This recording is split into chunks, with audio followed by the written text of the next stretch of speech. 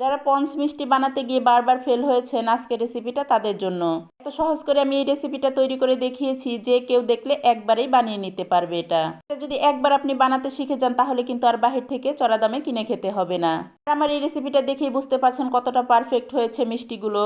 তো চলুন কথা না বাড়িয়ে রেসিপিটা শুরু করি। তো আমি দেখেন এখানে 2 কাপের মতো ছানা নিয়েছি। ছানা কিভাবে কাটতে হয় সেই ভিডিও কিন্তু আমি অলরেডি দিয়েছিলাম, তো এখন এই জন্য আর শেয়ার করলাম না। তো আমি এখানে দেখেন 2 কাপের মতো ছানা নিয়েছি। এখন এই ছানাতে যদি এক্সট্রা কোনো পানি থাকে সেটা কিন্তু আমাদেরকে ঝরিয়ে নিতে হবে। ছানাটাতে দেখলাম আমার ছানাটা একটু ভেজা ভেজা আছে, তো দেখেন আমি এখানে কি করেছি, এখানে আমি কিছু কিচেন টিস্যু নিয়েছি।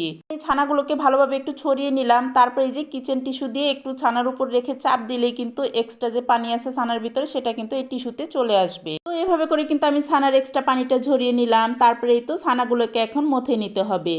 পঞ্চ মিষ্টি বানানোর ক্ষেত্রে এই ছানাগুলো আপনি যত ভালোভাবে মথে নিতে পারবেন আপনার মিষ্টিগুলো কিন্তু ততটাই পারফেক্ট হবে।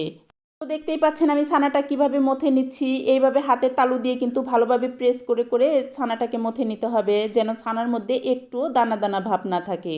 আর এই তো দেখেন আমি ছানাটাকে কিন্তু খুব ভালো করে মথে নিয়েছি। ছানাটা মথে নিতে নিতে দেখেন কেমন একটা ক্রিমের মতন হয়ে গেছে। এখন এই ছানাগুলো থেকে আমি ছোট ছোট করে লেচি কেটে নিচ্ছি, এতে করে কিন্তু সবগুলো মিষ্টি এক সমান হবে, দেখতেও ভালো লাগবে। তারপরে তো একটা করে লেচি নিয়ে হাতের তালুতে এভাবে ঘুরিয়ে ঘুরিয়ে মিষ্টি শেপ দিয়ে দিচ্ছি। দেখতেই পাচ্ছেন মিষ্টিগুলো কতটা মসৃণ দেখা যাচ্ছে, একটা মিষ্টির গায়েও কিন্তু একদমই ফাটল নেই কোনো। তারপরে তো সবগুলো মিষ্টি আমি সেম ভাবে তৈরি করে নিয়েছি।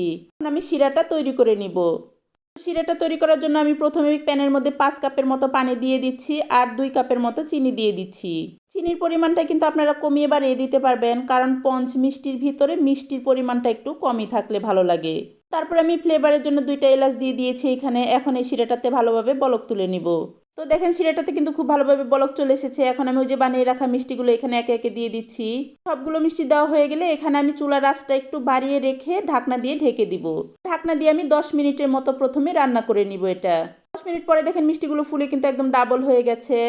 আর তারপরে আমি ঢাকনাগুলো খুলে আরও 10 মিনিটের মতো রান্না করে নিয়েছি। আর এই পর্যায়ে দেখেন মিষ্টিগুলো কিন্তু একদম নিচে চলে গেছে, তার মানে আমার মিষ্টিগুলো রান্না হয়ে গেছে।